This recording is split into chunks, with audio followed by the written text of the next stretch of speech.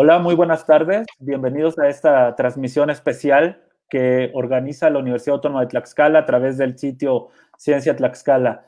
El grupo de producción de estos seminarios en línea, le mandamos un saludo a la rectoría de esta universidad, así como a la Coordinación de Ciencias Biológicas y a los colegas de Comunicación Social de la Universidad Autónoma de Tlaxcala.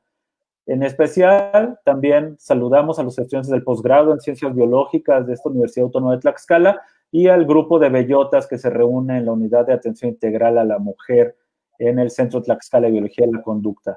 Especialmente agradecemos esta tarde al doctor Rodrigo Medellín por compartir su paciencia en este backstage para poder lanzar al aire este seminario y por supuesto por compartir su tiempo y sus conocimientos con nuestra comunidad. Antes de ceder el micrófono, me voy a permitir leer una breve reseña de su currículum. Rodrigo Medellín ha dedicado su vida al estudio y conservación de los mamíferos de México y otros países desde que tenía 12 años y continúa aprendiendo de ellos. Es investigador del Instituto de Ecología de la UNAM y ha dirigido más de 50 tesis y producido más de 200 publicaciones. Rodrigo se siente más a gusto siempre que está en el campo o cocinando con su familia, sus estudiantes y sus amigos.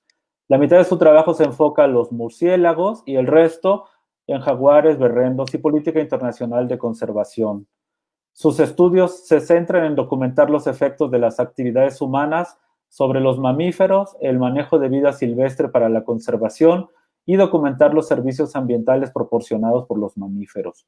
Sus intereses lo han llevado a presidir sociedades internacionales de conservación y de estudio de los mamíferos y a presentar a México y Norteamérica en los CITES y otros foros internacionales. Fue presidente de la Society for Conservation Biology del 2013 al 2015. Es copresidente del grupo de especialistas en murciélagos de la UICN desde el 2004. Ha recibido diversos reconocimientos como el Premio Nacional a la Conservación de la Naturaleza en el 2004, el Premio Rolex a la Iniciativa 2009 y el Premio Volkswagen por Amor al Planeta. En el 2014, la BBC de Londres produjo el documental titulado The Batman of Mexico, que presenta el trabajo de Rodrigo con los murciélagos, y en 2018 National Geographic produjo otro documental sobre su investigación con murciélagos carnívoros. En 2019, la National Geographic Society lo nombró Explorer at Large, el primero de esa categoría que no es ni de Europa ni de los Estados Unidos. En esta categoría de Explorers at Large solo hay 7 miembros. El día de hoy escucharemos el seminario Enfermedades infecciosas emergentes y murciélagos. El león no es como lo pintan, un tema muy atractivo en esta era COVID-19. Le daremos el uso de la palabra y después tendremos con él una breve sesión de preguntas. Rodrigo, muchas gracias de nuevo por acompañarnos en este seminario. Paco, muchísimas gracias. Gracias a ti, gracias a toda la unidad de la UNAM allá en Tlaxcala y a todas las personas que nos están viendo hoy, el 1 de junio de 2020. Quiero hacer mucho énfasis en que esto es el 1 de junio de 2020, porque como está avanzando nuestro conocimiento respecto a la COVID, respecto al virus, respecto a todo el proceso que lo llevó a donde estamos, está cambiando rapidísimo. Entonces, posiblemente lo que yo esté diciendo el día de hoy, ahorita es actual, pero dentro de una semana o dos o un mes, probablemente ya va a estar desfasado. Entonces, por favor, tomen en cuenta que esto es el 1 de junio de 2020. Vamos empezando haciendo una muy breve semblanza de lo que son los murciélagos. Son el segundo grupo más diverso de mamíferos con más de 1,400 especies, pero es el primero más diverso grupo de mamíferos morfológica y ecológicamente. México tiene 140 especies de murciélagos, tenemos el 10% y solamente hay 5 países que tienen más especies que México. Los murciélagos representan todos los gremios de alimentación posibles, desde insectívoros hasta carnívoros, hasta frugívoros, hasta herbívoros y todo lo que ustedes quieran. Y la diversidad morfológica, ustedes la pueden ver ahí en esas 4 especies que elegí para ilustrarla, pero es verdaderamente impresionante. Y además proporcionan montones de servicios ecosistémicos para el ser humano y para los ecosistemas en donde están. Los murciélagos viven en prácticamente todos los ecosistemas de la Tierra, excepto los casquetes polares. Lo malo es que su imagen pública usualmente no es buena y hoy por hoy están mucho peor, mucho peor que lo que estaban antes, ¿no? Entonces, por allí tenemos que empezar. Hay un montón de desinformación, un montón de desinformación. Y hay alguna de esa desinformación, como vamos a ver, que proviene efectivamente de científicos expertos en enfermedades emergentes. Y vamos a ver sus motivaciones y qué es lo que están diciendo.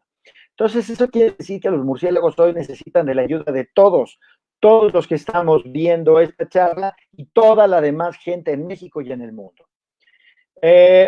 Según la imagen pública de los murciélagos, si ustedes van y le preguntan a la gente qué piensa de los murciélagos, o le contestan que son feos, o malos, o enviados del diablo, o sucios, o todos son iguales, o que nos transmiten las enfermedades. Eso de todos son iguales, por favor, no se queden allí, porque no es cierto. Mucha gente escucho, a veces hasta reporteros escucho que dicen el murciélago, no se puede hablar de el murciélago. 1,400 especies, con tal diversidad de historias naturales, son los murciélagos a fuerza. Hoy nos vamos a enfocar, nos vamos a centrar en esta parte, en el tema de que nos transmiten enfermedades. Ese es el decir de la gente. Vamos a ver qué tan cierto es esto. Entrando ya en materia, vamos a hablar un poco de las enfermedades infecciosas emergentes, que efectivamente es una amenaza creciente y poco comprendida para la humanidad y para la biodiversidad. Ustedes han visto en los medios que cada año hay nuevas, entre comillas, nuevas enfermedades que están pasando en el mundo. Desde el SARS, el ébola, el SIDA, el H1N1, la influenza, etcétera. Pero en los últimos 30 años realmente la investigación en murciélagos y enfermedades infecciosas emergentes se ha incrementado muchísimo. Vamos a ver por qué. Y hasta ahora sabemos poquísimo sobre estas nuevas enfermedades, entre comillas, y los nuevos patógenos que las causan. Estas son las noticias el día de hoy. Y nótense que estas son noticias viejas. Este es de 2012 con un nuevo coronavirus que apareció en 2012 en el Reino Unido, el Zika, que nos obligó a tener algunas precauciones en las Olimpiadas de Río de Janeiro, y así estamos por todos lados. Hoy por hoy, la COVID está dominando los medios en todo el mundo. Vean un ejemplo de a lo que me refiero con esto de los investigadores. En un murciélago de Guatemala, es decir, 3 murciélagos de 316, menos del 1% de los murciélagos, tuvieron material genético de un virus que estos investigadores identificaron como un linaje diferente de un virus de influenza A proveniente de los murciélagos. Material genético, no quiere decir que tenían ahí el virus y no demuestra que tenían el virus, ni que estaban enfermos, ni que son capaces de transmitirlo. Y sin embargo, en ese artículo intentaron infectar células de embrión de pollo y no lo lograron. Infectar células de mamíferos y no lo lograron, incluidos de otros murciélagos y no lo lograron. Luego, con un gen reportero, que es el que responde a la presencia de otro gen, demostraron que la polimerasa humana, que hace que el virus se pueda reproducir dentro de nosotros, era compatible con las secuencias del virus. Eso no demuestra nada, no demuestra que el virus sea capaz de infectar a un ser humano ni nada. Y sin embargo, si ustedes leen las conclusiones de ese artículo, dice, este virus puede no ser incompatible con el de la influenza humana. A eso yo le llamo gritar que ahí viene el lobo. ¿Qué ganan con gritar que ahí viene el lobo? Que espantan a las autoridades sanitarias del país que sea o del mundo, y que esas autoridades les avientan dinero y le dicen, no, hombre, síguele, porque ahí viene el lobo, no vaya a ser y tú nos vas a defender del lobo, ¿no? Vamos a hablar más de este tema. ¿Cómo llega un virus de un animal a un ser humano? Los llamados virus zoonóticos, las enfermedades zoonóticas, que aquí también quiero aclarar, que la zoonosis no se trata nada más de que un patógeno llegue de un animal al ser humano. Zoonosis quiere decir que se transmite de una especie animal a otra especie animal, y el ser humano es una especie animal más. Entonces, simplemente en este caso vamos a hablar de cómo llega un virus de un animal a un ser humano, pero ese es un caso de zoonosis. El Nipah virus y el Marburg virus están conectados con el durian y surgieron en el sureste asiático. Efectivamente, cuando sucedió el Nipah virus por allí de 1999, por ahí, resultó que efectivamente la cadena fue posible documentarla completita, es decir, llegó un grupo de zorros voladores, murciélagos muy grandes, migratorios, a Malasia, a una granja de cerdos que estaba sombreada por árboles de mango con mangos maduros. Y los murciélagos ahí se quedaron a comer de esos mangos, a tirar mangos sobre los cerdos, medio comidos a veces, a defecar y a orinar encima de los cerdos. Los cerdos se infectaron y cuando el ser humano entró en contacto con la carne de cerdo con el virus o con un cerdo que se comió un ser humano, ahí fue infectado. Como la cadena fue demostrada en este caso, inmediatamente Malasia, Tailandia, Indonesia, Vietnam, el sur de China, etcétera, empezaron a matar murciélagos. Primero dijeron que el virus había llegado por una civeta, que es este animalito que están viendo ustedes aquí. Luego resultó que, no, siempre no, pero para ese entre que dijeron que eran civetas y entre que dijeron que siempre no eran civetas, ya se habían muerto más de 10,000 civetas, ¿ok?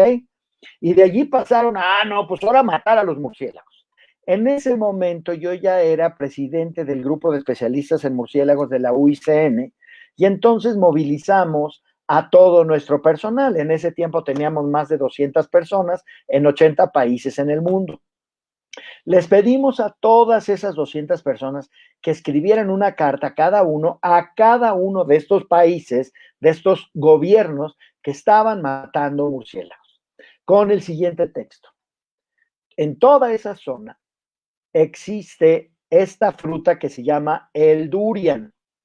El durian es una fruta interesantísima porque curiosamente al paladar occidental no le gusta nada.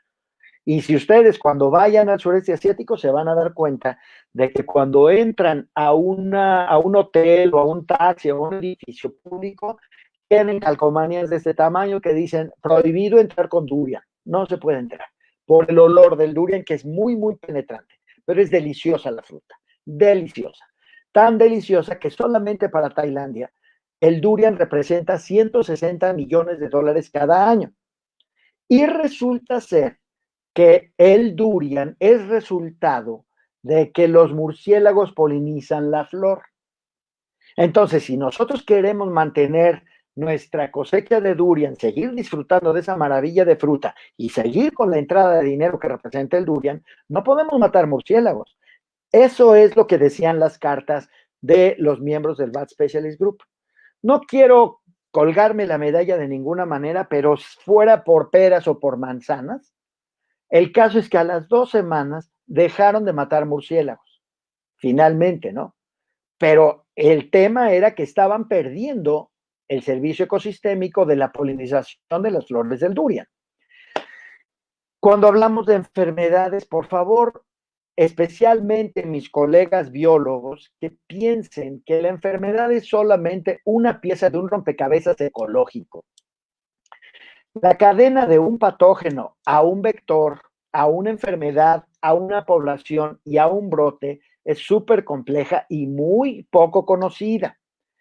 Para que un patógeno brinque de una especie a otra, debe ocurrir un proceso muy complejo de evolución. Y sin el contexto ecológico completo, las enfermedades de la vida silvestre son muy poco comprendidas, que es exactamente lo que está pasando ahorita con la COVID. Y al intentar matar murciélagos enfermos, estamos tratando los síntomas sin conocer ni resolver los problemas de origen. Y por favor, aquí les recuerdo que es muy difícil encontrar un murciélago enfermo. Los murciélagos tienen un sistema inmune muy potente, mucho mejor que el de nosotros. Entonces es rarísimo encontrar murciélagos enfermos, de lo que sea. Es rarísimo encontrar los murciélagos enfermos, ¿no? O están sanos o ¡pum!, se mueren, pero no quedan enfermos tiempo. Entonces, por favor, piensen que las enfermedades son causadas por organismos sujetos a los mismos procesos ecológicos y dependientes de otros organismos, como cualquier otra especie en la Tierra, ¿no? Algunos factores que nos explican un poco esto de las nuevas, entre comillas, enfermedades de la vida silvestre en el mundo. En primer lugar, pues hoy las pruebas de diagnóstico son mucho más sensibles y tienen una resolución muchísimo mayor que lo que habían tenido 20 o 30 años atrás. También es cierto que hay hoy por hoy con estas enfermedades hay muchos más recursos disponibles para documentar más patógenos. Por favor, los jóvenes que están viéndome, que no vayan a tener la tentación de decir, pues por allí me voy a meter, voy a hacer mi lana buscando enfermedades, porque ahí está el riesgo de gritar que ahí viene el lobo. A eso se han dedicado muchos investigadores en el mundo, a decir, ¡ay, encontré otro virus! Cuidado, denme dinero para que yo siga estudiándolos. Por favor, tengan cuidado con eso y vamos a ver por qué eso es incorrecto. Otro factor explicativo es que cada vez más los humanos estamos metiéndonos a las áreas más remotas del mundo, inexploradas para los biólogos, incluidos los investigadores en enfermedades, y estamos entrando en contacto con patógenos con los que antes no teníamos ningún contacto. También tenemos el severísimo problema de que se está perdiendo mucho hábitat y mucha biodiversidad y eso está incrementando nuestra exposición y la seroprevalencia en el campo, es decir, la presencia de anticuerpos en el campo, en los hospederos y en muchos otros animales. Y finalmente también, mientras más especies exóticas invasoras tenemos, principalmente esas especies invasoras son suplementadas y promovidas por los humanos, pues más promovemos esas enfermedades de la vida silvestre. Aquí hay nada más algunos ejemplos, nada más algunos. Este mapa es de 2015, vean nada más, hace 5 años, y ahorita ya se quedó muy viejo este mapa porque hay hoy muchas más enfermedades emergentes que han surgido. Noten que en México está la influenza esa H1N1 que nos hizo cerrar el país en 2013 por allí. Bueno, y estos son algunos factores que promueven esas enfermedades emergentes. Uno, que entramos a regiones remotas. Dos, que alteramos los niveles de abundancia de las especies, ya sea directa o indirectamente. Que nos comemos a muchas especies de vida silvestre de muchos tipos. Que hay un grandísimo comercio local e internacional de vida silvestre a todas las escalas, tanto legal como ilegal, tanto sustentable como no sustentable. Y además también tenemos el tema de que los virus tienden a evolucionar más rápidamente que las entidades que realmente están vivas, desde bacterias hasta nosotros, ¿no? Quiero tomar un momentito para contarles estos 4 pecados mortales que, para mi manera de ver las cosas, la comunidad de especialistas en enfermedades infecciosas emergentes comete continuamente en su afán de continuar gritando que ahí viene el lobo y en su afán de jalar más recursos a su bolsillo. Primero, cuando los patógenos se encuentran un patógeno que no ha sido previamente descrito, lo llaman patógeno nuevo. Y no es un patógeno nuevo. Ese patógeno allí estaba, incluido el SARS-CoV-2, ahí estaba, pero no lo habían detectado. El cerebro humano funciona muy curiosamente, porque cuando nosotros leemos las noticias de que encontraron un mono nuevo en la selva del Congo, obviamente entendemos que no se trata de un mono cuya especie no existía y hoy existe, sino que es una especie nueva para la ciencia, ¿no? Pero cuando escuchamos un patógeno nuevo, nuestro cerebro nos juega un truco y pensamos que realmente es un patógeno que acaba de surgir. Y eso no es cierto, ¿ok? Bueno, luego, otro pecado mortal. Los 3 supuestos, constantemente están haciendo 3 supuestos, 3 pecados mortales. Primero, cuando encuentran un patógeno, automáticamente asumen que tienen a un individuo que está enfermo y además que nos puede infectar. Y eso no es correcto. Luego, cuando efectivamente encuentran a un animal enfermo, automáticamente lo etiquetan como que ya hay un brote.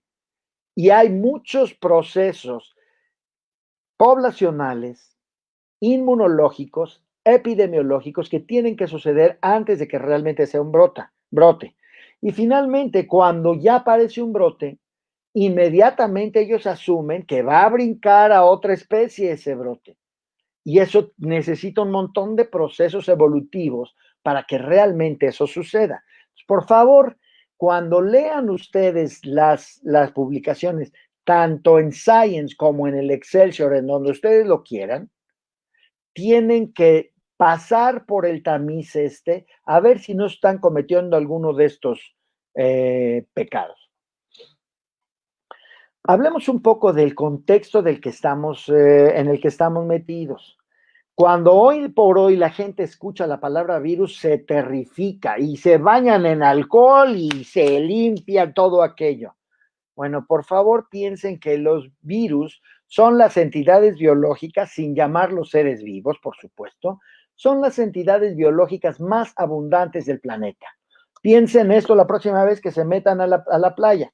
En un mililitro de agua de mar se encuentran 10 millones de partículas virales. ¿Se enferman? No, ¿verdad? Son millones de personas las que diario se meten al mar. Segundo, en 1 kilogramo de sedimento marino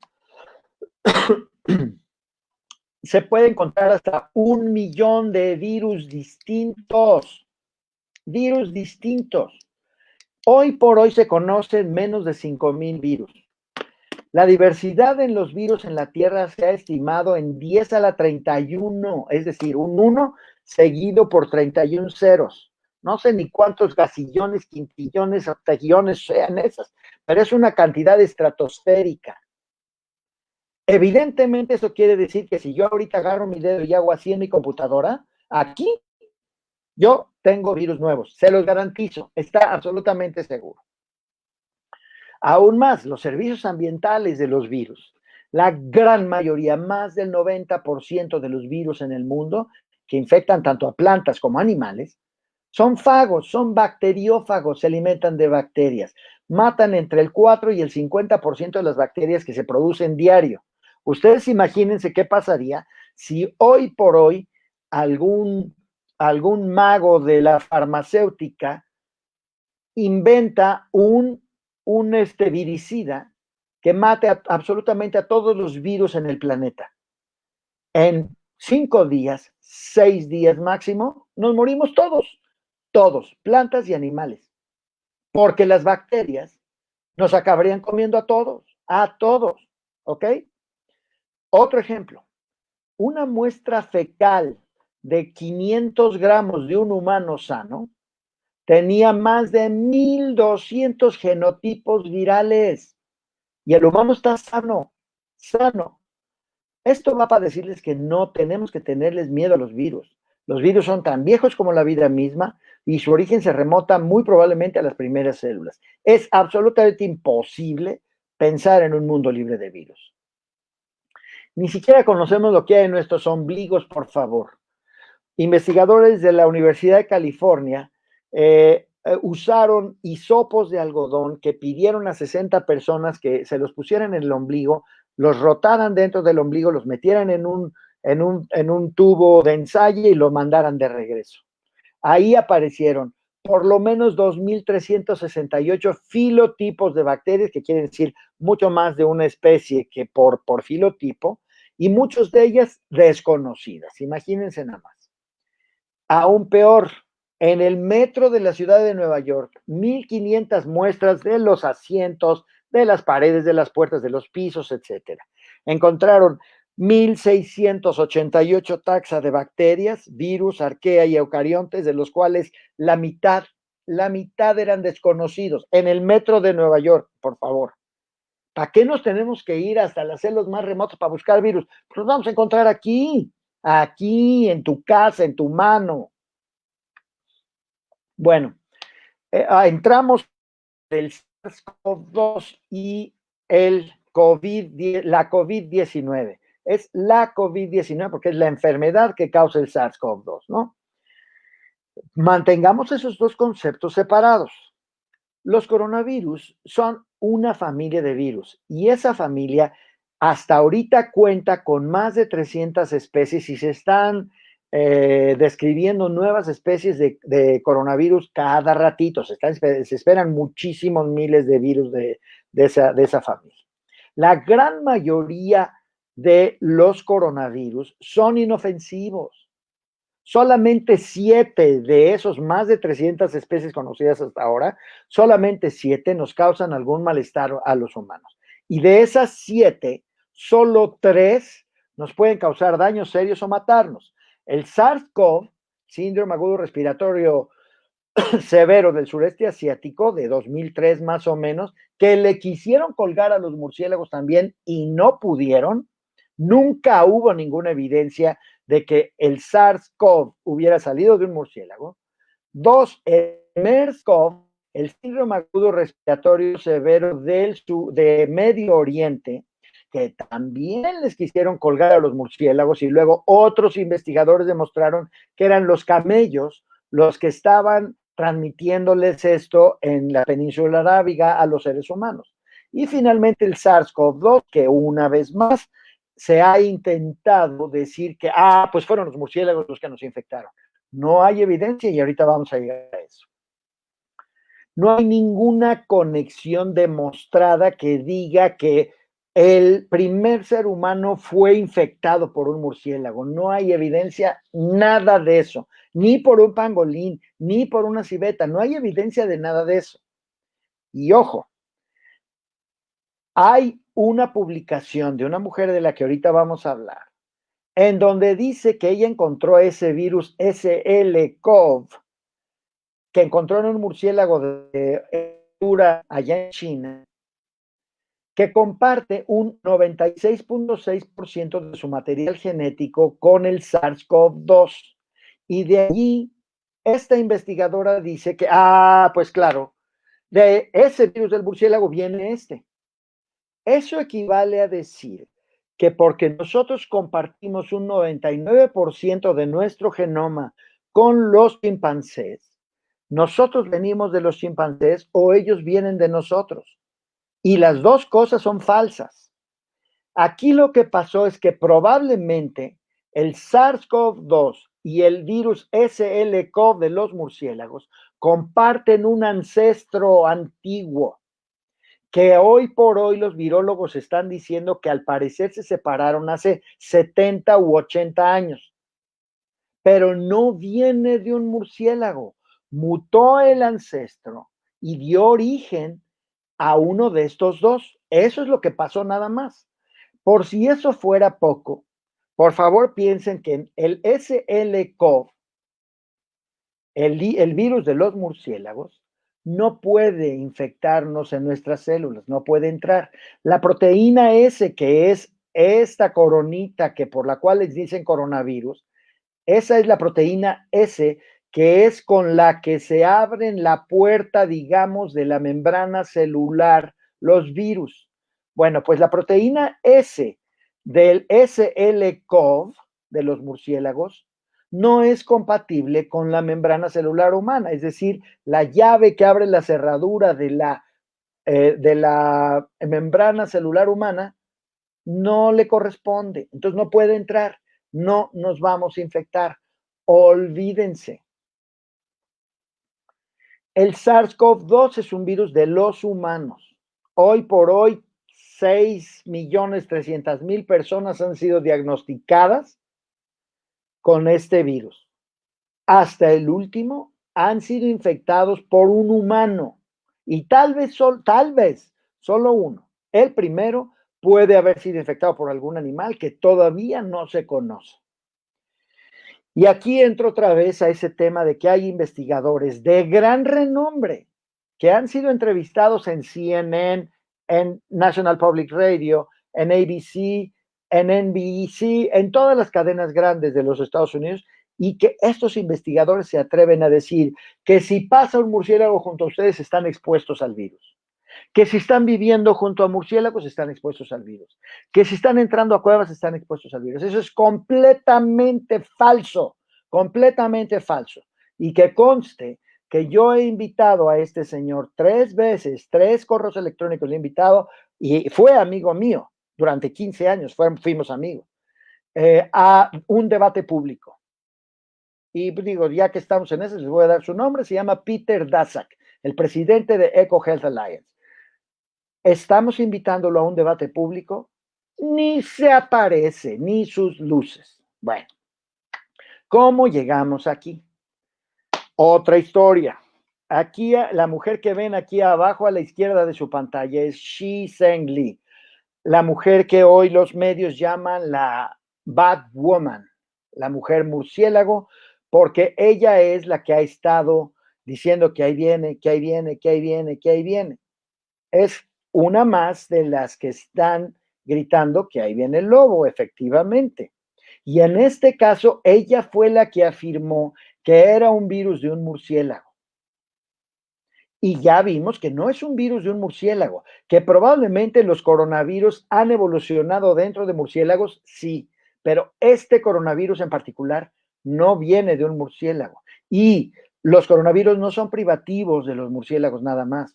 Hay coronavirus propios de muchas aves, de muchos grupos de aves, hay coronavirus propios de carnívoros, de roedores, de primates, etcétera. Pero efectivamente los murciélagos tienen una notable riqueza de coronavirus ellos. Bueno, ese es diferente. No es que este virus venga de allí. Y aquí, bueno, ahí está la curva, que todavía nos falta mucho para abandonar. Olvídense, échense otro mes tranquilitos en su casa. 6.2 millones de casos hasta ahora, 372,000 muertes, según Johns Hopkins University. Otra cosa que se ha dicho muchas veces es que los murciélagos tienen más virus zoonóticos que otros grupos de vertebrados y eso ha impulsado a muchos investigadores a seguir buscando virus en murciélagos, hasta que finalmente Molense y Stryker este año, hace un par de meses apenas, no, hace un mes, publicaron este artículo mostrando que eso no es cierto, que los murciélagos no tienen más virus zoonóticos por unidad de especie que otros grupos de vertebrados. Vean en la gráfica de la derecha cómo, bueno, en la gráfica de la izquierda está claro que los roedores y los primates pues tienen el mismo número o más, ¿no? Bueno, pero si vemos en proporción con respecto a cuántas especies hay en cada grupo, no son los murciélagos los que tienen más, son los pájaros paseriformes, los pajaritos chiquitos, los primates y los roedores. Los murciélagos no son particularmente ricos en virus zoonóticos para nada. Aquí ya está finalmente demostrado, pero ese ha sido un caballito de batalla que han usado esos investigadores sin escrúpulos para estar diciendo, denos dinero porque necesitamos estudiar más a los murciélagos.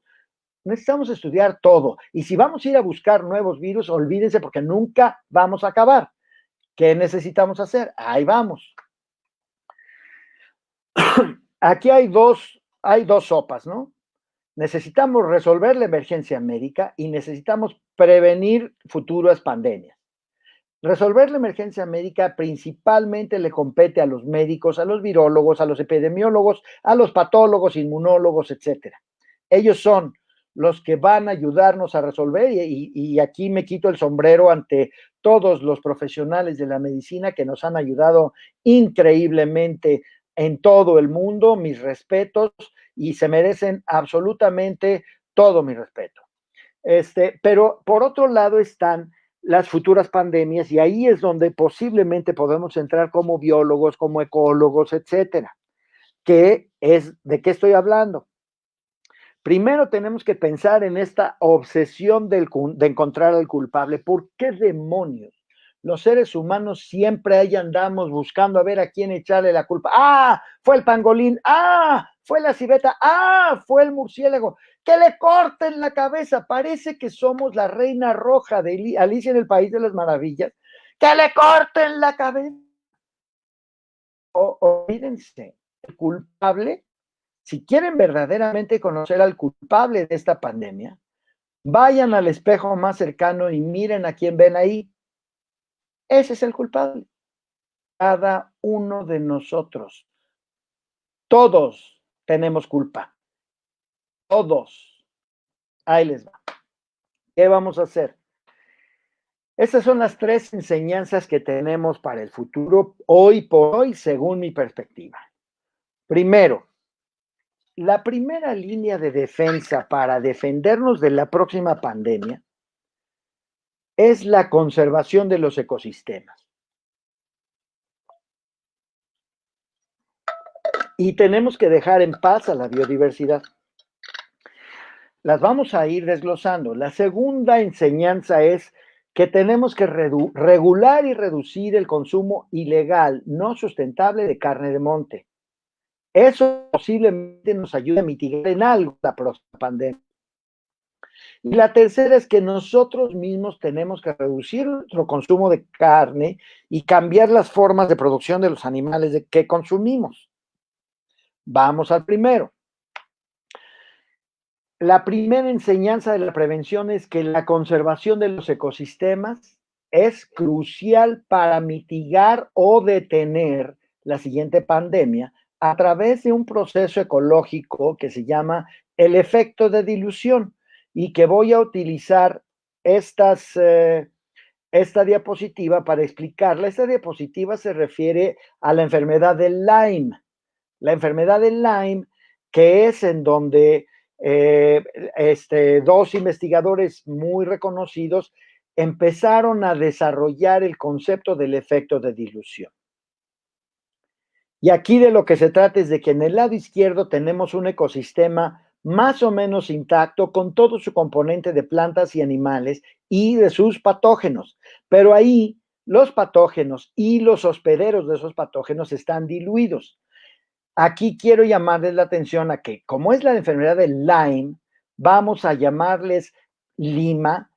El color lima aquí en este humanito chiquito nos dice que tenemos, digamos que un 50% de probabilidades de infectarnos de la enfermedad del Lyme, que proviene de estos 3 ratones verdecitos color Lyme que están infectados.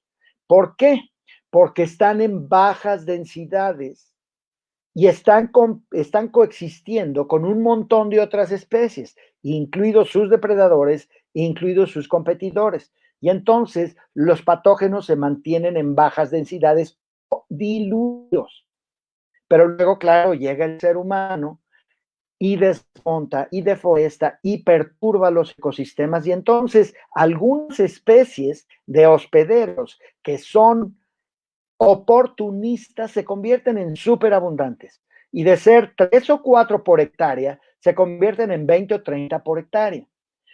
Y esa es la oportunidad que ha estado esperando el patógeno para volverse en superabundante y causar un brote verdadero. Y entonces el monito aquí está mucho más avanzado en verde porque es mucho más probable que un ser humano se infecte de enfermedad de Lyme cuando estamos en un ecosistema perturbado que cuando estamos en un ecosistema prístino.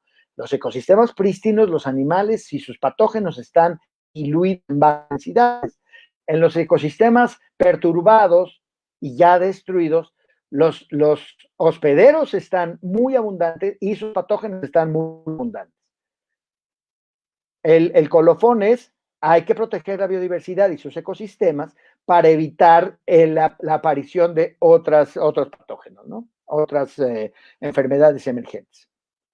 Aún más, el doctor Gerardo Susán, hoy de la Facultad de Medicina Veterinaria y Zootecnia de la UNAM, ha demostrado que el efecto de dilución también se cumple en este caso de hantavirus. El hantavirus es otro virus también transmitido a partir de ratones hacia nosotros.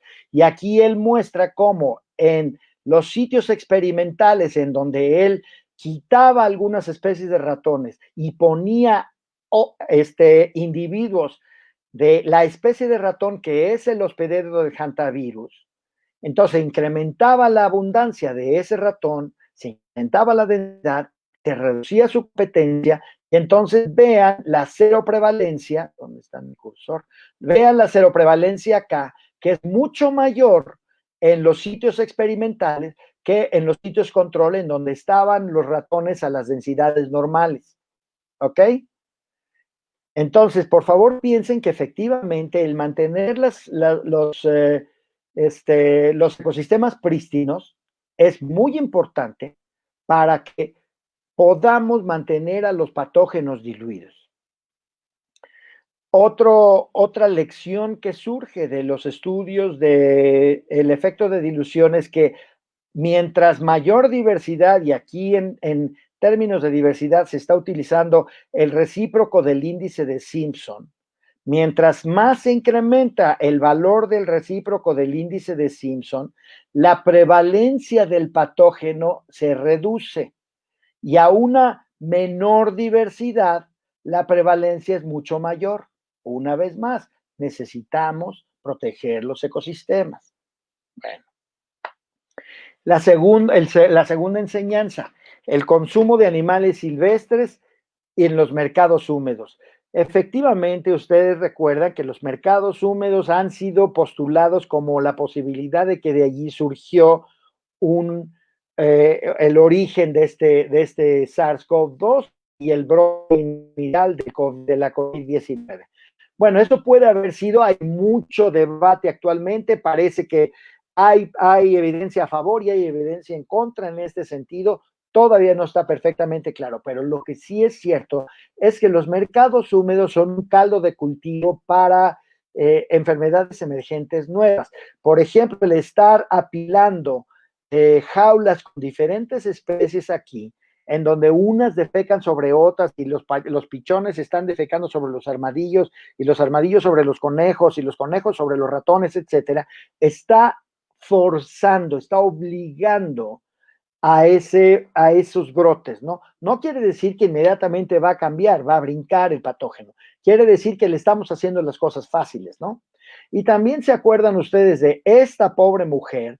Ella es una china, una blogger de viajes, se dedicaba a hacer blogs de viajes. Ella viajaba por todo el mundo y hacía sus blogs y probaba cosas raras de comida y quién sabe qué.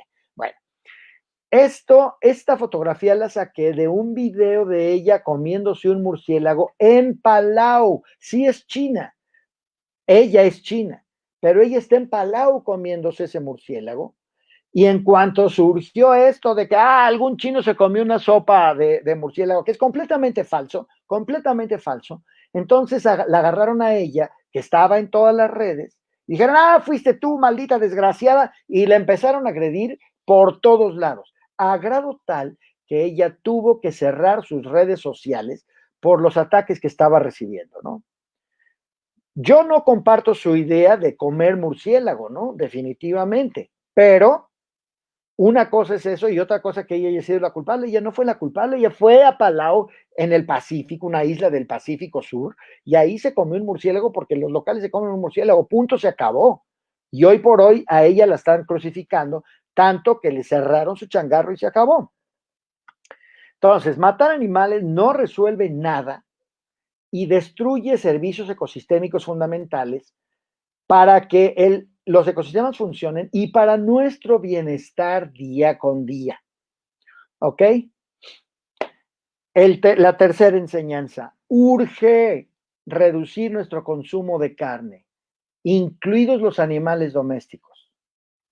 Necesitamos mejorar los protocolos y las políticas para manejar a los animales en cautiverio.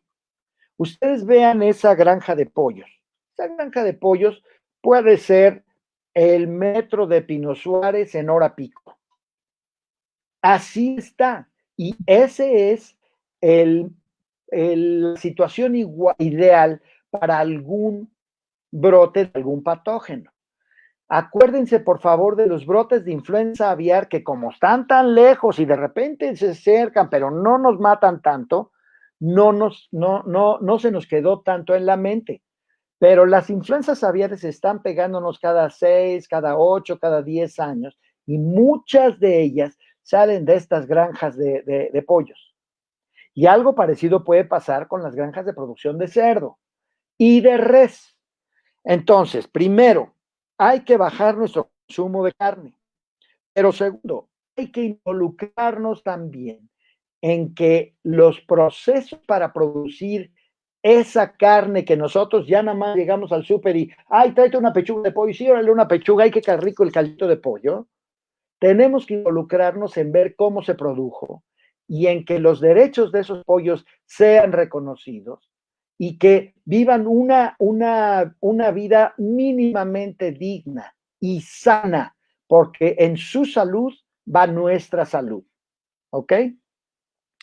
Bueno, esta parte me la voy a brincar, iba yo a hablar de rabia, pero ya se me vino el tiempo encima. Entonces voy a brincarme todo esto y voy a llegar a las últimas diapositivas y ya con las lecciones que quiero dejarles a ustedes y que espero podamos discutir unos minutos. En primer lugar, por favor, dejemos en paz a los murciélagos. Y dejar en paz a los murciélagos no quiere decir nada más no matarlos. Si ustedes se enteran de que hay alguien matando murciélagos por temor al COVID o por la razón que sea, involúcrense. Y no se trata de involucrarse yendo a buscar a Profepa o yendo a decirle a Medellín, oye, están matando murciélagos ahí, a ver qué haces. No, no, no. Aquí ya les toca a cada uno de ustedes. Ya tienen todos las armas para defender a los murciélagos. Ustedes involúcrense y defiendan a los murciélagos. Hay que compartir esta información. Hemos estado compartiendo ese hashtag, los murciélagos no tienen la culpa, pero desafortunadamente no se me ocurre otro. Si a ustedes se les ocurren, adelante. Y basemos nuestras acciones en hechos reales. Las pandemias se deben a una combinación de degradación de ecosistemas, de comercio y consumo ilegal y no sustentable de carne de monte. Aquí tengo que hacer un alto porque ha habido colegas míos han estado diciendo que hay que cerrar todo consumo de carne de monte. Pues les tengo noticias. Hay más de 1,000 millones de personas, 1,000 millones de seres humanos, muchos en África, muchos en Asia, pero también muchos en Latinoamérica, cuya única fuente de proteína es la carne de monte. Y nosotros como seres humanos hemos consumido carne de monte desde el inicio de nuestra historia. Hace 200,000 años aparece Homo sapiens, pues desde entonces éramos cazadores y nos comíamos de todo. Y ojo, ¿y ahora? ¿Me escuchan? Espero que sí. Supongo que estoy compartiendo. Alguien denme una señal porque ya no sé. Todo va bien, Rodrigo, todo va bien y estamos muy bien con el tiempo también y todo el mundo está encantado con tu charla. Qué bueno, muchísimas gracias. Bueno, seguimos. Entonces, esto de cerrar de tajo el consumo de carne de monte nos hace cerrar los ojos a las necesidades de otras personas. Los más desposeídos del planeta, una vez más, Asia, África y muchas regiones de Latinoamérica, dependen de esa carne para subsistir. Entonces no podemos hacerlo. Necesitamos hacerlo legal y necesitamos hacerlo sustentable. Y para eso existe, por ejemplo, la CITES y la CBD y otra serie de convenciones en el mundo, ¿no? Bueno, también están las malas prácticas de producción animal, que ya comenté. Quiero que quede bien claro. No los quiero hacer sentirse mal, pero sí es importante que sepan que todos aquí tenemos culpa. Todos, todos, todos, hasta el último. Y eso también quiere decir que todos tenemos algo que hacer para resolver este problema. Recuerden, por favor, que entonces que necesitamos a los murciélagos.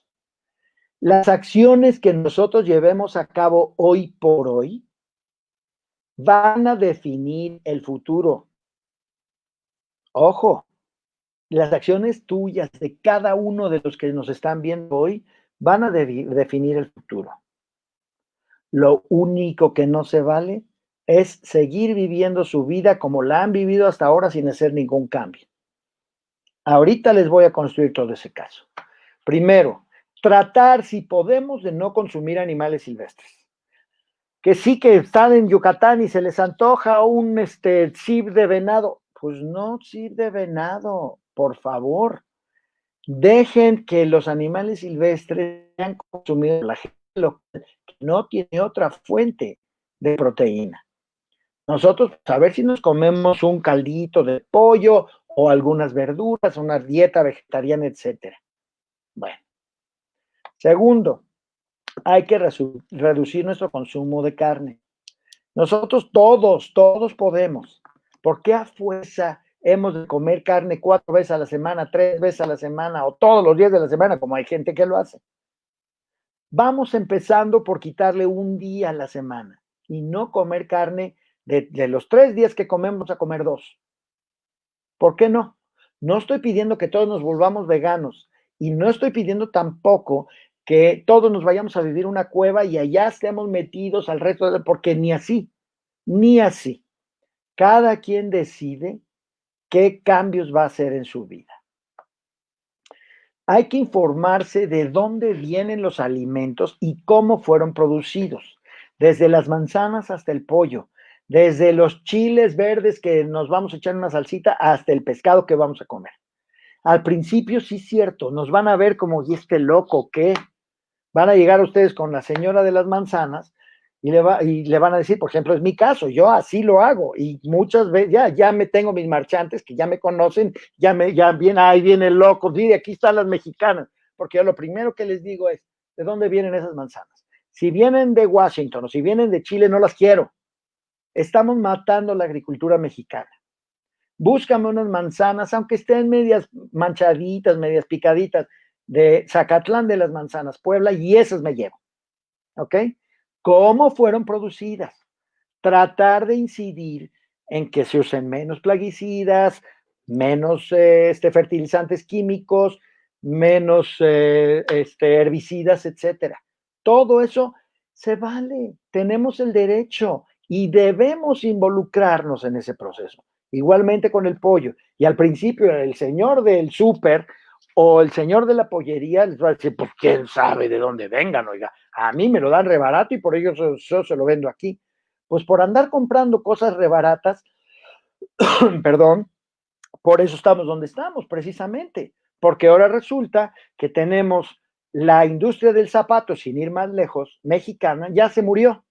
¿Por qué? Porque todos queremos nuestros tenis chinos baratos. Ah, están bien padres, parecen Nike, están bien chidos. Pues sí, pero el estar comprando cosas baratas ya mató a la industria del calzado en México.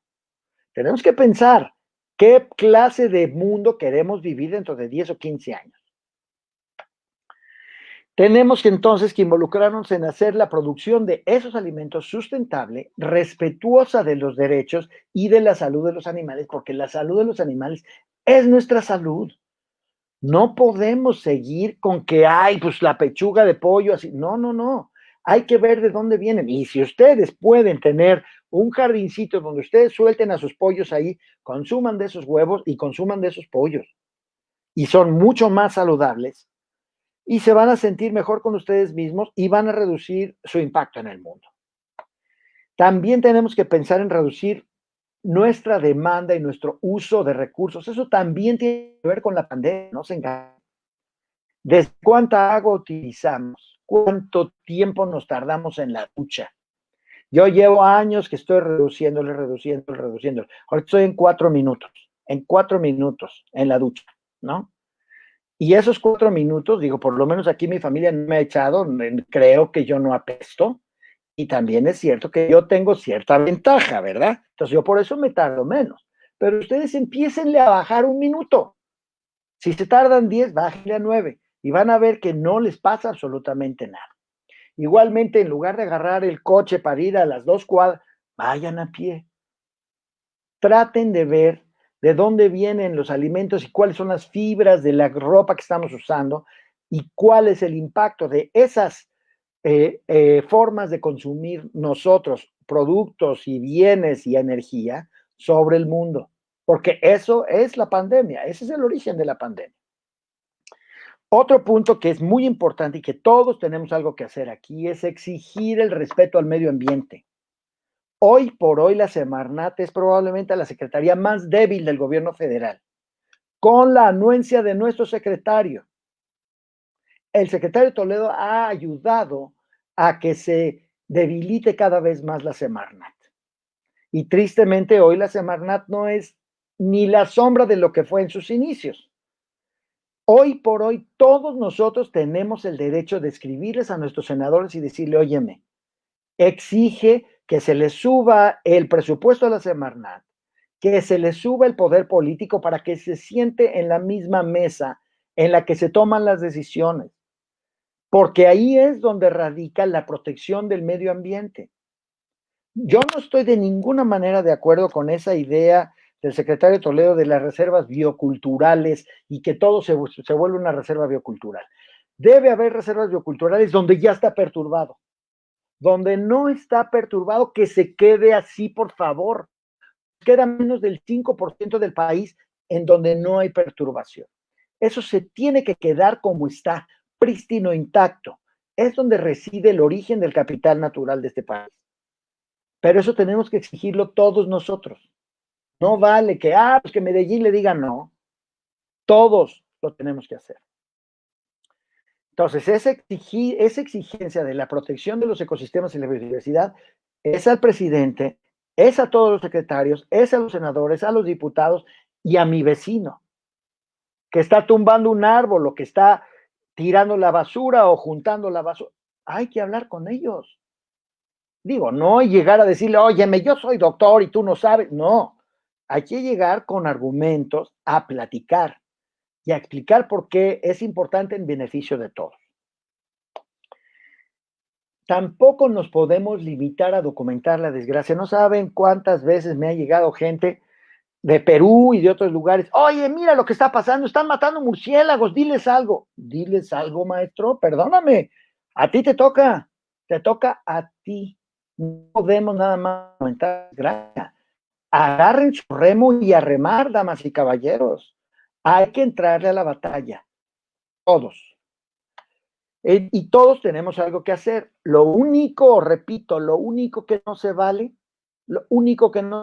es seguir viviendo nuestra vida como la hemos vivido hasta ahora, sin hacer ningún cambio. Los invito a reflexionar, los invito a considerar qué cambio van a hacer hoy en su vida.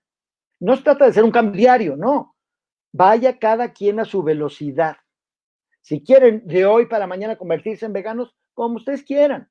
Si quieren bajarle la carne, si quieren comer nada más lo que está producido aquí cerca de la ciudad de Tlaxcala, cerca de Xochimilco, lo que sea donde estén, está bien, eso es un excelente primer paso. Y no se queden ahí.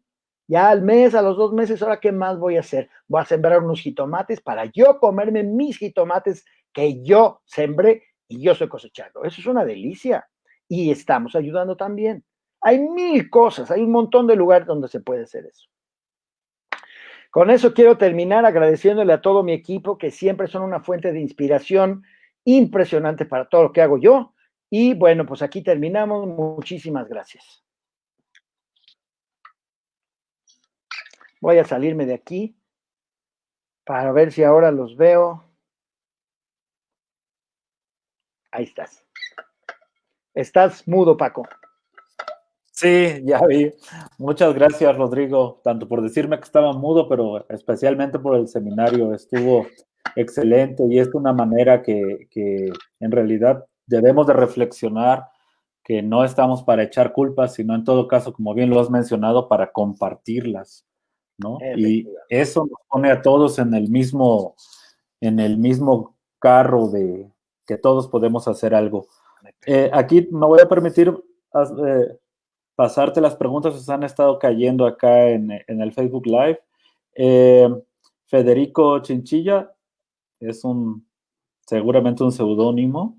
No, Federico Chinchilla es un buen amigo de Costa Rica, ¿sí? Lo conozco muy bien. Sí, claro. Perdón, Federico Chinchilla de Costa Rica, entonces, pregunta, ¿qué puede sugerir a quienes trabajan con murciélagos? ¿Puede ocurrir transmisión de humanos a murciélagos? Excelente pregunta, Federico. Te mando un saludo hasta tus bellísimas tierras ticas. Como copresidente del grupo especialistas en murciélagos, ustedes recordarán que hace unos meses se dio el caso de un tigre en el zoológico del Bronx en Nueva York que fue infectado por su cuidador y luego fueron otros 3 tigres, y los 4 tigres desarrollaron ciertas molestias, ciertos síntomas, etcétera, indicando claramente que al parecer hubo zoonosis también allí, de un humano a un tigre. Eso me puso a pensar inmediatamente y entonces llamamos a una reunión de nuestro grupo de especialistas en murciélagos para ver qué íbamos a hacer. Inmediatamente mi copresidente y yo, la doctora Tiga Kingston de Texas Tech University, y yo emitimos un comunicado que es simplemente una recomendación. La UICN, la Unión Mundial para la Naturaleza, no puede hacer más que emitir recomendaciones de que detuviéramos todo el manejo en el campo de murciélagos por evitar, no porque nos fueran a infectar, porque eso no va a pasar, imposible, pero existe la remota posibilidad, y ahorita les voy a dar una primicia gracias a la pregunta de Federico, existe la posibilidad de que nosotros podamos infectar a los murciélagos. Después empezaron a hacerse estudios en Alemania con una colonia de zorros voladores y a 9 zorritos voladores del género Eidolon album de ese tamaño. Ahí los infectaron con dosis muchísimo mayores que las que se necesitan para infectar a un ser humano, y de esos 9, 4 desarrollaron síntomas transitorios de malestar respiratorio y se recuperaron, y además no hubo transmisión de un murciélago a otro porque tenían a otros murciélagos que quedaron completamente sanos. Eso es muy alentador, pero todavía no podemos cantar victoria. Ahorita hay 2 estudios en los Estados Unidos corriendo, uno con Eptesicus fuscus, un murciélago que vive aquí en el país, y otro con otros zorros voladores, donde están viendo si efectivamente hay transmisión de humanos a murciélagos, al parecer, pero no me citen porque todavía no está completamente terminado el estudio. Al parecer no hay mucho riesgo de que los humanos podamos transmitirles esto a los murciélagos, y tampoco de que un murciélago transmita a otro murciélago. De todas maneras, y algunos de ustedes saben que yo tengo un canal de YouTube donde subo un video cada lunes, por cierto, y me toca al rato lo subo, y ustedes me ven con las manos desnudas manejando los murciélagos. Creo que esos días ya pasaron, y esta es la primera vez que lo digo aquí en público, y me duele el corazón, pero pues así es la nueva realidad a la que nos tenemos que acostumbrar todos. Entonces, los siguientes videos, ahorita tengo como para terminar todo el año con los videos de África y de Asia, pero los siguientes videos los voy a probablemente a filmar con guantes. Entonces, la probabilidad todavía es desconocida, pero seguimos con esa recomendación. Y ojo, porque fue Costa Rica el primer país en el mundo en emitir ya desde el gobierno la instrucción de que ya no se permite manipular mamíferos en Costa Rica hasta que no haya evidencia de qué pasa en términos de la infección de humanos a animales silvestres, ¿no? Ok, la que sigue. Ok. Alejandro Soto te pregunta cuál sería la relación de la abundancia de las colonias de murciélagos con respecto a la posibilidad de transmisión de enfermedades zoonóticas. Absolutamente ninguna, Alejandra. Muchas gracias por tu respuesta, y una vez más me remito a las declaraciones de Peter Daszak de decir que ¡ay! Están los murciélagos viviendo junto a la gente y ahí se van a infectar y se van a enfermar, y no pasa nada, no pasa nada. O sea, digo, no quiero ponerme de ejemplo yo, pero habemos muchos miles de biólogos de murciélagos en el mundo y no hay ninguno que se haya enfermado, y manipulamos cientos, si no es que miles de murciélagos cada año, ¿no? Entonces, no se preocupen, precisamente al contrario, hay que cuidar esas concentraciones grandes de murciélagos, porque ahí radican los servicios ecosistémicos más importantes de los que dependemos nosotros y dependen los ecosistemas. Habiendo dicho eso, sí tengo que meter una palabra de precaución. Como cualquier otro mamífero en el mundo, los murciélagos pueden infectarse de rabia, y esa es la parte que yo me brinqué de mi plática. En el estudio que hicimos gracias al apoyo del CONACYT, cuando el CONACYT era el CONACYT y no el monstruo que soy, nosotros demostramos que menos del 1% de más de 7,000 murciélagos que muestreamos tenían anticuerpos contra la rabia. Es decir, no estaban enfermos, habían tenido contacto con el virus rábico en algún momento pasado y desarrollaron un cuerpo. ¿Okay? Y aún así, nosotros mandamos el 0.5% de esos murciélagos para buscarles el virus rábico en el cerebro y a ni uno solo lo encontramos. Eso no quiere decir que el riesgo sea cero. Quiere decir que si ustedes no están vacunados, ven a un murciélago y lo quieren ayudar, por favor ayúdenlo, pero no lo toquen con la mano desnuda. Como cualquier mamífero silvestre, cualquier gatito o perrito que no te conoce, te va a morder porque se quiere defender. Entonces, con un guante, con una caja, con un topper encima y un cartón abajo, lo ponen así, lo sacan de la casa y ya se acabó. Ok, entonces no hay problema con eso. Ok, Esteban Rodríguez te pregunta, ¿a qué se debe que los murciélagos tengan un sistema inmune tan excelente? Esa es la pregunta de los 64,000.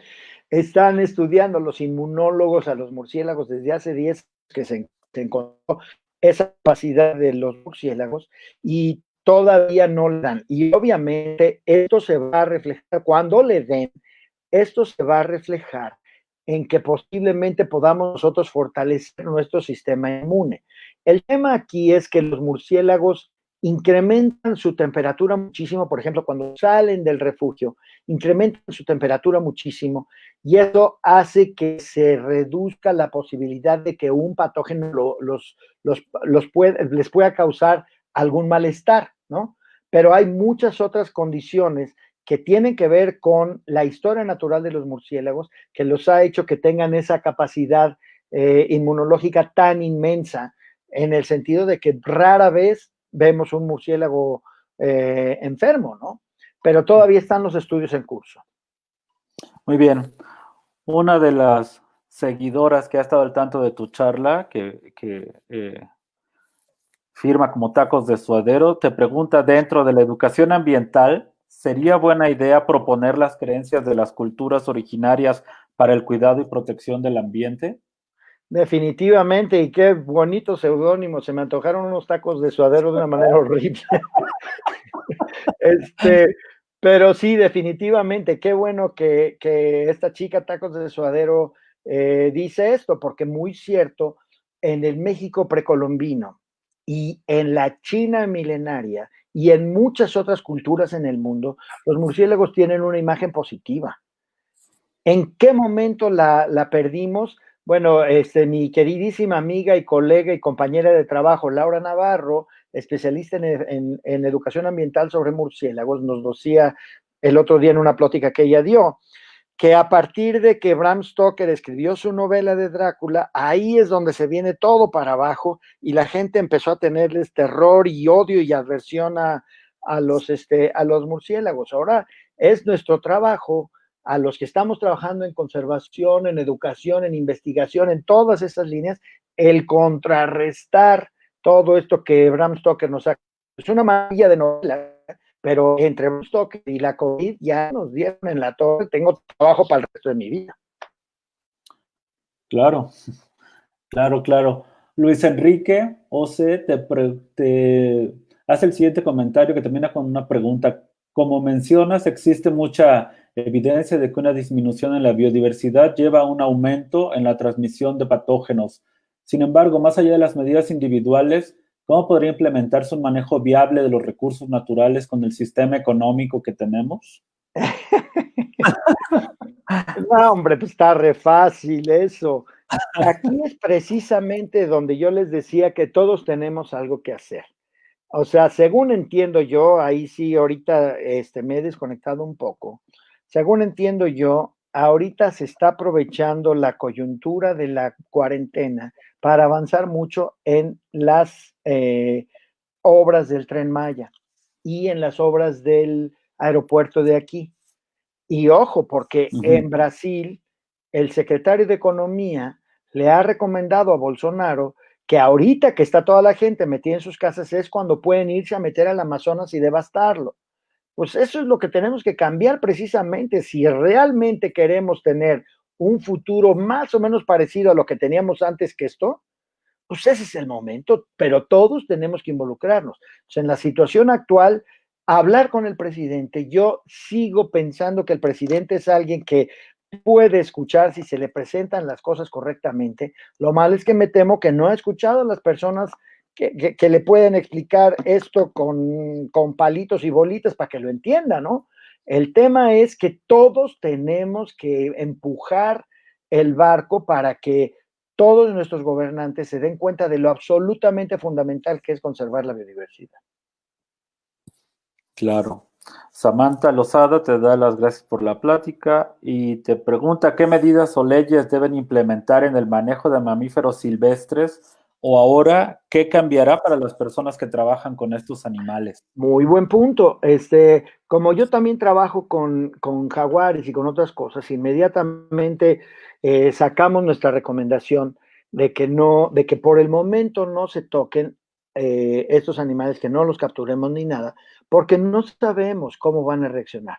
¿Qué medidas? Yo te digo, desde el lado de los murciélagos, y yo tengo mañana mis reuniones otra vez a las 7 de la mañana, por favor, cada martes a las 7 de la mañana, con un comité que Tiga y yo armamos de epidemiólogos, de virólogos, de infectólogos, de inmunólogos, etcétera, para ver cuáles son esas medidas que vamos a acabar recomendando como el grupo de especialistas en murciélagos. Algunas de las medidas que están sobre la mesa, no quiero destripar el gato todavía porque falta todavía trabajo del comité, es que estamos pensando que los PPEs, las cosas estas, el traje de protección personal, sería ideal usarlo, pero bajo ciertas condiciones. Yo mismo no lo uso porque cuando me ve la gente, o sea, si me viera la gente, por ejemplo, en la selva lacandona, con este PPE cubriéndome todo y manipulando murciélagos, automáticamente van a decir, en la torre, ya llegó el COVID aquí y nos vamos a morir todos. Claro. Entonces, y digo, yo no lo he usado nunca en mi vida, entonces no se necesita, pero lo que sí puede ser es que, por ejemplo, guantes de quirúrgicos y alguna careta, ¿no? Y aquella cosa que yo les hacía ahí, lo pueden ver en mis videos, para mostrar en los colores del pelaje, que a veces es oscuro en la parte, en la base, etcétera. Yo les soplo al murciélago. Eso ya quedó en el pasado. He estado hablando con mis alumnos que estamos pensando en usar pisetas y con pisetas echarles airecito para que se vea la base del pelo. Todavía estamos muy temprano en el proceso, pero hay que tener precauciones, por favor. Muy bien. Rodrigo Ramírez te pregunta, ¿cuál es la principal causa de muerte en los murciélagos o cuál es la causa natural de muerte? Hay muchos depredadores de murciélagos, desde serpientes hasta mapaches, zorrillos, tlacuaches, un montón de bichos que se los comen, pero también acuérdense que los murciélagos son de los animales más longevos dado su tamaño. O sea, ahorita el murciélago más viejo del mundo, hasta donde tenemos noticias, es uno que tiene 41 años de edad. Y está bien, o sea, digo, tiene los dientes medio gastados, pero está saludable y todo. Entonces, a veces hay mortandades así significativas. El doctor Villa, yo me acuerdo que reportó por allí del 1972, por ahí, reportó una gran mortandad de murciélagos en una cueva y nunca nadie supo qué pasó. Ocasionalmente se dan esas cosas, por ejemplo, al parecer tengo entendido que el Marburg virus sí mató a varios cientos de zorros voladores en una cueva en el sureste asiático, pero es de lo poquito que se sabe. Realmente los murciélagos tienden a morirse de causas naturales o por depredación. Muy bien. Desde Ecuador había aquí un comentario de César Briceño. Los servicios veterinarios oficiales tienen actividades de control de murciélagos que en varios casos es el envenenamiento mediante cremas vampiricidas de colonias de murciélagos. ¿Cuál es la alternativa aparte de una relocalización de colonias? Muy buena pregunta, mira.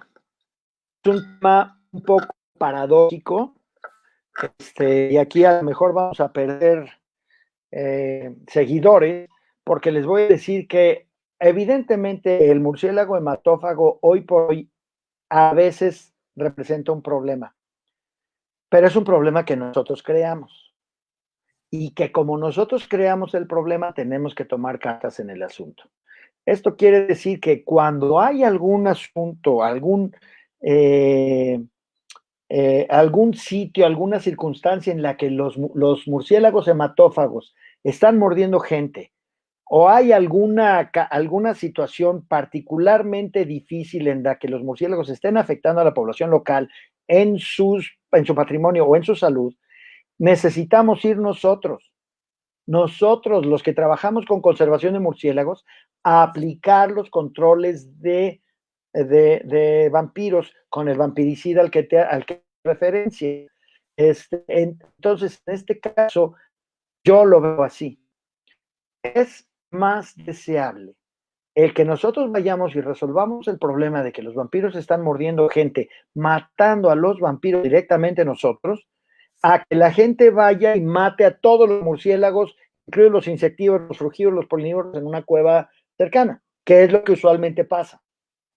Okay. Es un poco paradójico, pero nosotros tenemos un programa de 3 etapas donde estamos resolviendo este tema a la capacidad que nos da la UNAM, ¿no? El primero es que ahorita el programa para la conservación de murciélagos de México tiene presencia en 22 estados más o menos del país, y en donde quiera que nos hacen llegar quejas de que hay murciélagos mordiendo ganado, gente o lo que sea, vamos y lo aplicamos y se acabó, vamos y aplicamos el control. Como parte de los servicios que nosotros les regresamos a la comunidad, porque la comunidad nos está apoyando para hacer nuestros estudios. Segundo, estamos constantemente viendo las noticias, y cuando están cuando están apareciendo murciélagos, están mordiendo gente o lo que sea, entramos en contacto, buscamos ahí a la persona y vamos y aplicamos el control. Y el tercer nivel es que hemos estado dando charlas durante muchos años a la gente de OISADER, que se encargan del control del murciélago vampiro, explicándoles cuáles son los murciélagos vampiros, cuáles no son, cuáles son los beneficios de los que no son y cómo aplicar el control de la manera más eficiente. Cada quien ve la manera de aplicarlo, pero tristemente esa es otra asignatura pendiente en muchos académicos que trabajan con murciélagos. No se involucran, pues lo siento, nos tenemos que involucrar, nos duele el corazón, digo, los vampiros son una verdadera maravilla evolutiva y ecológica, pero tristemente se han salido de control por nuestra culpa, ¿no? Muy bien. Arturo Estrada, un profesor del posgrado de aquí de la Universidad Autónoma de Tlaxcala, te pregunta, bueno, comentaste que los murciélagos tienen un sistema inmune que hace que raramente se encuentren murciélagos enfermos. Sin embargo, muchas colonias de murciélagos del género Myotis están siendo severamente afectados por Geomyces destructans en Norteamérica. ¿A qué se deberá? Muy bien, buena pregunta, Arturo. El nombre actual del hongo es Pseudogymnoascus destructans y causa una enfermedad que se llama el síndrome de la nariz blanca, que se encontró por primera vez en el invierno de 2006 en el norte del estado de Nueva York, y de 2006 a 2010 mató aproximadamente a 6 millones de murciélagos. Cuando empezó esto, los periodistas inmediatamente me buscaron y me dijeron, oiga, ¿qué representa esto para los murciélagos mexicanos? Yo les dije nada o prácticamente nada. ¿Por qué? Porque el Pseudogymnoascus destructans, el hongo requiere de temperaturas muy bajas y solamente afecta en el sentido de causar la enfermedad a murciélagos que están en hibernación. Ayer espero que esté en la audiencia mi querido amigo Jorge Ayala, que fue el que me invitó, y Jorge, muchas gracias por la invitación, con el que estamos trabajando muchas cosas de hibernación en México. No sabemos nada de hibernación en México, pero sí sabemos que los inviernos mexicanos son mucho más leves que los inviernos del noreste de los Estados Unidos, donde el hongo tiene meses y meses y meses de las condiciones favorables para reproducirse y para causar la enfermedad. Cuando la temperatura llega a los 14 grados centígrados, el hongo se muere de calor, se muere, literal se muere. Necesita estar a 2 grados, a 3 grados para que realmente crezca y afecte los tejidos del murciélago. Entonces, en este caso, nosotros llevamos ya 3 años monitoreando cuál va a ser el momento de entrada del hongo a México. Ojo, el hongo sí va a entrar. La enfermedad va a ser rarísimo que algún murciélago mexicano se muera de esta enfermedad. El hongo sí va a entrar, la enfermedad probablemente no. Y de hecho, ahorita estamos trabajando con la gente de Texas, en donde este año se dio la primera muerte de un murciélago en Texas por el síndrome de la nariz blanca, pero es un murciélago. Y esos 6 millones de murciélagos que se murieron hasta 2010 no han incrementado a 7, no han incrementado a 8, ni a 9, ni a 10. Cada año se mueren 100 acá, 1000 acá, 200 acá, 50 acá, 3 acá. Sí se sigue expandiendo el hongo, pero ya no está causando la mortandad que causaba. En primer lugar, porque ya llegó a las latitudes donde los inviernos son mucho más leves. Y en segundo lugar, porque ya los murciélagos están empezando a generar su propia inmunidad. Específicamente los miotis, hoy por hoy, ya ayer estábamos viendo las noticias, ya hay evidencia de que hay poblaciones de miotis que ya son resistentes al síndrome, al hongo que causa el síndrome de la nariz blanca. Muy bien. Emilio Jamo te pregunta acerca de los que trabajan con murciélagos en cautiverio. ¿Muestran algún tipo de estrés? Depende de muchas cosas. Hay colonias de murciélagos en cautiverio que llevan, por ejemplo, en Alemania. Hay colonias de Leptonicteris yerbabuena que llevan 40 años en cautiverio y se están reproduciendo, ya son como 4 o 5 colonias en toda Alemania, y tú los ves y están en la felicidad absoluta, en perfecta salud y todo. Como cualquier animal silvestre sujeto a condiciones de cautiverio, hay maneras de reducir su estrés, pero y claro, cuando apenas llegan a cautiverio, definitivamente.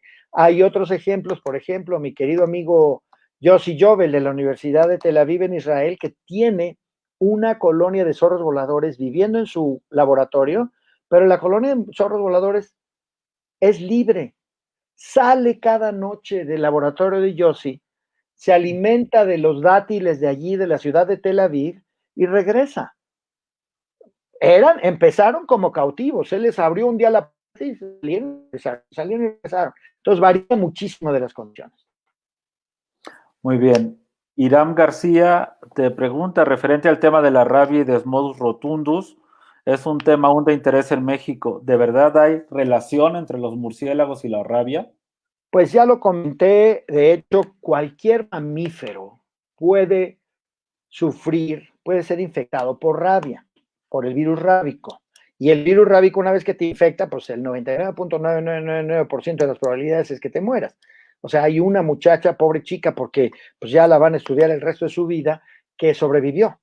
Sobrevivió la rabia, los médicos hicieron un tratamiento experimental de inducir un coma durante 15 días y luego le despertaron y está perfecta la niña. Luego han vuelto a usar ese coma inducido y no ha dado resultados. Pero entonces, hay relación tanta entre los murciélagos y la rabia como entre los coyotes, los zorrillos, los tlacuaches, los mapaches y la rabia. Muy baja la probabilidad y de hecho hoy por hoy más del 99% de los casos de rabia humana en el mundo se deben a perros no vacunados rabiosos que mordieron a una persona. Solamente menos del 1% se debe a animales silvestres rabiosos, así que la probabilidad es bajísima, pero sí existe. Muy bien, y la última pregunta de esta tarde, Mambat Aguilar, te pregunta, ¿qué opinión tienes entonces de los reportes de ataques a colonias de murciélagos por gente asustada de la COVID-19? ¿Qué recomiendas para combatir estas acciones?